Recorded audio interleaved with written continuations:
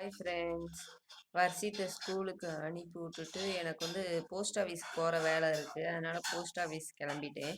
போய் பார்த்தா கூட்டமாக இருந்துச்சு. சரின்னு சொல்லிட்டு சலானை எடுத்துட்டு வீட்டில் உட்காந்தே ஃபில்லப் பண்ணிக்கிடுவோம். ஏன்னா வீடு பக்கம்தான், போஸ்ட் ஆஃபீஸ் பக்கத்தில். அதனால் வீட்டிலே ஃபில்லப் பண்ணி கொண்டு போய் கொடுத்துலான்ட்டு போயிட்டேன். வந்து பார்த்தா துணி மடிக்கிற வேலை இருந்துச்சு. அப்படியே பிக் பாஸ் பார்த்துக்கிட்டே துணி மடிக்க ஆரம்பிச்சிட்டேன். எனக்கு பிடிக்காத வேலைன்னு ஒன்று எடுத்துக்கிட்டோன்னா துணி மடிக்காத வேலை தான்.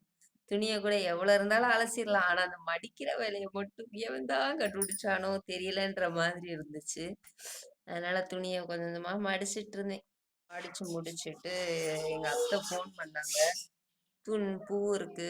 வா ஒருத்தவங்க விசேஷ வீட்டுக்காரங்க பூ குடுத்துருக்காங்க. வந்து கட்டு அப்படின்னு சொல்லி ஃபோன் பண்ணியிருந்தாங்க.